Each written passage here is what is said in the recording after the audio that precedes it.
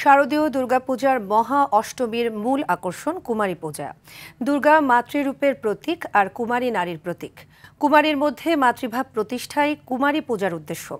জেলা প্রতিনিধিদের পাঠানো তথ্যচিত্রে আরও জানাচ্ছেন লামিয়া তানজিন মাহমুদ। ১০৮টি পদ্ম, ১০৮টি প্রদীপ, ফুল ফল বেলপাতা আর পুরোহিতের মন্ত্রোচ্চারণ। মহা অষ্টমীতে এভাবেই পূজিত হচ্ছে দেবী দুর্গা। বাহারি আলোকসজ্জায় খুশির জোয়ারে উজ্জ্বল দেবী দুর্গা ও তার ৪ সন্তান সরস্বতী, লক্ষ্মী, কার্তিক ও গণেশ। সকাল থেকে চণ্ডীপাঠ এবং চন্দনের সুবাসে স্নিগ্ধ ছিল সিলেট, যশোর ও বরিশালের মণ্ডপ প্রাঙ্গণ। ধূপ, পঞ্চপ্রদীপ, উলুধ্বনি আর ঢাকের বাদ্যের সঙ্গে রংপুর ও ঝালকাঠিতে বাজছে শঙ্খনাদ। নারায়ণগঞ্জ ও মৌলভীবাজারে উচ্চারিত হচ্ছে পুরোহিতের মন্ত্র।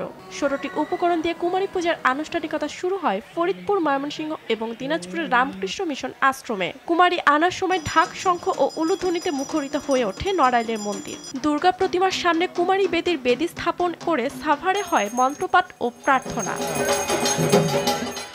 কুষ্টিয়া, জামালপুর এবং ভোলাতে দেবীর চরণে অঞ্জলি দিয়ে আশীর্বাদ চাওয়া হয় নিজ দেশ ও বিশ্বের কল্যাণের জন্য। এদিকে ঐতিহ্যগতভাবে আলোকসজ্জা আর গ্রামীণ মেলার কারণে উৎসবের নগরীতে পরিণত হয়েছে পুরো সিরাজগঞ্জ। এছাড়াও যথাযোগ্য মর্যাদায় মহা অষ্টমী পালিত হয়েছে পটুয়াখালী, হবিগঞ্জ, ব্রাহ্মণবাড়িয়ার আখাউড়া, ময়মনসিংহের ভালুকা ও দিনাজপুরের হিলিতে। মহা অষ্টমী উপলক্ষে সন্ধ্যায় মণ্ডপে মণ্ডপে হবে সন্ধি পূজা। লামিয়া তানজিন মাহমুদ, RTV।